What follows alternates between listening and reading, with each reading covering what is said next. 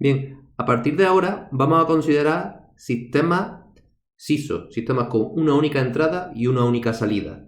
Y vamos a ver cómo se pueden elegir las variables de estado. Si queremos que tengan un determinado significado físico, no hay ningún método general, pero si eso da igual, sí hay ciertos métodos para determinar los estados o los posibles estados de una manera, digamos, sistemática. Por ejemplo, si partimos de una ecuación diferencial como esa que se ve ahí, donde la salida sería I, una ecuación diferencial de orden n, pues bien, cuando la entrada, o sea, no aparecen derivadas en la entrada, como aquí, que solamente aparece la u multiplicada por 1, es verdad que aquí podría aparecer la u multiplicada por 3, por 4, por 5, ¿vale? Pero cuando no hay derivadas de la entrada en la ecuación diferencial, un método para definir los estados es el que aparece aquí.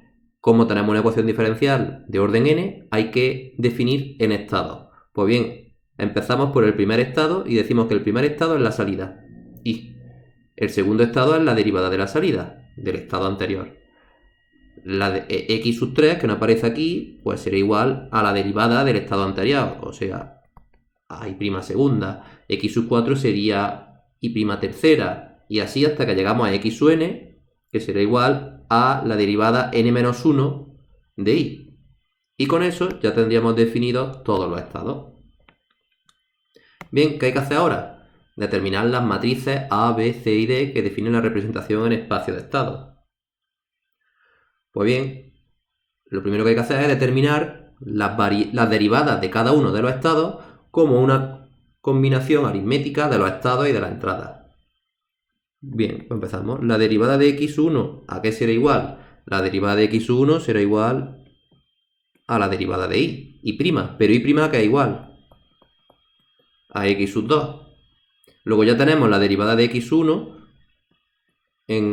digamos, en función de los estados, en este caso solamente de x sub 2. ¿A qué será igual la derivada de x sub 2? Si x sub 2 es igual a y', pues la derivada de x sub 2 sería igual a y' segunda. Pero y' segunda será igual a x sub 3, lo dijimos antes, que x sub 3 será igual a y' segunda. Así, hasta que lleguemos a la derivada de x sub n. La derivada de x sub n, ¿a qué será igual? Si x sub n es la derivada de n-1, pues si lo derivamos, lo que nos quedará será la derivada enésima. Y la derivada enésima la podemos despejar de esta ecuación. La derivada enésima será igual a menos a sub ni menos a sub n menos 1 y' menos los otros términos menos a sub 1 y la derivada n-1 de y más el u que estaba aquí. Pero claro, ¿y a qué es igual? Y hemos dicho que era igual a x1. Pues yo pongo aquí menos a sub n x1. Y prima hemos dicho que es igual a x sub 2. Pues yo lo pongo aquí a sub n menos 1 por x sub 2. La derivada n-1 de y dijimos que era igual a x sub n. Pues menos a1 x sub n más u. Entonces, como vemos, esta expresión depende de los estados y de las entradas. Luego ya tenemos la derivada de cada uno de los estados en función de los propios estados y de la entrada. Con lo cual, la matriz A, que me da la derivada del vector de estado, aquí ahora habría que poner el vector de estado más un vector para la entrada por u. Fijaros que aquí sería igual. La derivada de x1 sería 0 por x1 más 1 por x sub 2 más 0 por x sub 3 más 0 para los demás. La derivada de x sub 2 que sería igual a x sub 3, luego 0 por x1, 0 por x sub 2, 1 por x sub 3 y todo lo demás 0. Así para los demás. Y en el último caso, en el de la derivada de x sub n, ¿a qué será igual? Menos a sub n x1, luego aquí tengo que poner menos a sub n, después multiplicando x2 menos a sub n menos 1, multiplicando x3 pues sería el menos a sub n menos 2, Y el último coeficiente, que sería este de aquí, menos a su 1. Eso con respecto a los estados. Daros cuenta que aquí, en todos estos de aquí, no aparece la U. Luego todos estos de aquí serán 0, 0. Y en el último, pues aparece el coeficiente que acompaña aquí a la entrada, que en este caso es un 1. Pues fijaros, esto de aquí sería la matriz A y esto de aquí sería la matriz B. Y la salida, pues si la salida I es I, pues I acá es igual a x1, que lo hemos definido aquí. Pues entonces I multiplicando por el vector de estado sería un vector fila, que sería 1, que multiplica x1 y todos los demás pues serían 0. Esta sería la matriz de salida C, y como la salida esta no depende de la entrada, pues D es 0 por U. Ya tendríamos una representación en espacio de estado. ¿Vale? Esto es un poco lo que aparece aquí planteado. O sea, daros cuenta que siempre que tengamos ecuaciones diferenciales lineales invariantes en el tiempo donde no aparecen derivadas de la entrada, solamente un coeficiente que sería el b sub 0, que en este caso es 1, pero bueno, podría ser otro, pues fijaros que lo que tenemos es una matriz A que tiene una diagonal de 1, una diagonal por encima de la diagonal principal. Esta sería la diagonal principal, pues bueno, por encima tenemos una diagonal de 1, y en la última fila lo que tenemos son los coeficientes que aparecen en la izquierda de la ecuación diferencial, si la hemos ordenado de mayor derivada a menor derivada, poniendo todos los términos en orden, pues estos coeficientes cambiados de orden y de signo, que son los que aparecen aquí. Esta sería la matriz de estado, la A. La matriz de entrada P, pues sería todas 0, excepto el último término, que tendríamos aquí, bueno, en este caso es 1, aquí tendríamos B sub 0, si en vez de un 1 hay otro coeficiente, el que sea. La matriz de salida C es una fila donde el primer elemento es un 1 y todos los demás son 0. El número de elementos que tiene esto es n, el número de estados. Y donde la matriz D pues sería 0. Vamos a verlo con un ejemplo.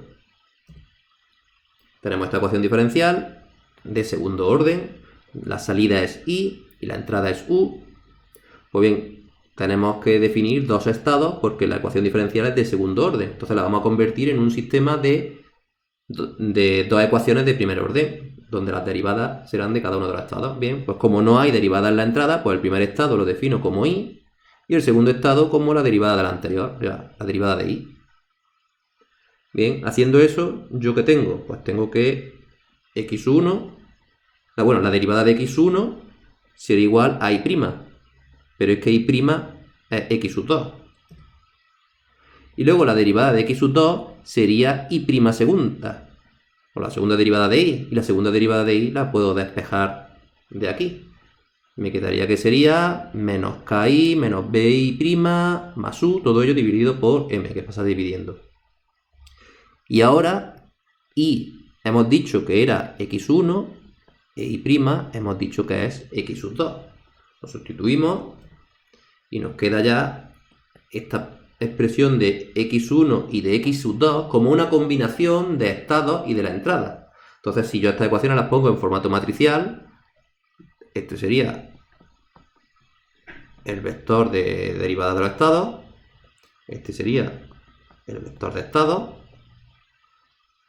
esta es la entrada U. Entonces, bueno, pues la derivada de x1 es 0x1 más 1 x sub 2, pues 0, 1, más 0u, por eso aquí este 0. La derivada de x sub 2, que la tengo aquí, acá es igual a menos km por x1, pues pongo aquí menos km, porque al multiplicar esta fila por este vector de estado me dará menos km por x1 menos b partido por m por x sub 2, que esto lo termino de aquí. Y luego, como depende de la entrada u, pues pongo aquí 1 partido por m. Ya tengo con ello definido la matriz A, que es esta, y la matriz B de entrada, que es esa. Y luego hemos dicho que la salida I es el vector, o sea, el vector, perdón, el estado 1. Pues entonces, 1, 0 por x1, x2 me da x1 por más 0u. Ya tengo definido aquí C, la matriz de salida, y D, que es igual a 0. Y ahora las metodologías en espacio de estados ya trabajan directamente con estas 4 matrices, sin necesidad de derivadas ni nada por el estilo. Vamos a ver si queréis otro ejemplo, también muy sencillo, que sería, por ejemplo, lo que es la caída libre. Esta ecuación diferencial sería que la aceleración, partiendo de una altura determinada, pues es igual a menos g, donde g pues sería la aceleración y la entrada de nuestro sistema. ¿Cuál es la salida? ¿Qué nos interesa? La altura h. Como esta es nuestra ecuación diferencial, que es de segundo orden, necesitamos 2 estados. Bien, pues yo me defino el estado 1, x1, que va a ser la salida h, y el estado x2, que va a ser la derivada de él, que será h'. Pues bien, yo tengo ahora que definir la derivada de x1, que es igual a h', pero h' es x2, y la derivada de x2, que será h segunda, pero h segunda hemos dicho que es menos g. Bien, pues yo ya tengo las derivadas de los estados como combinación de los estados y de la entrada que hemos dicho que es g. Y luego la salida y, que tiene que ser igual a h, pero h hemos dicho que es x1. Pues ya tenemos definido también la salida como combinación de los estados, en este caso solamente de x1. Pues ahora solamente tengo que poner eso de manera matricial. Yo diría que la derivada de x, el vector de derivada, que sería este, va a tener que ser igual a por el vector de estado, x1, x2, más un vector columna de entrada por g, que es la entrada. Entonces, bueno, la derivada de x1, hemos dicho que es x2, pues aquí un 0, aquí un 1, y como no depende de g, aquí un 0. La derivada de x2, hemos dicho que es menos g, no depende de los estados, luego aquí un 0, aquí un 0, y aquí un menos 1. Y luego, por último, la salida y,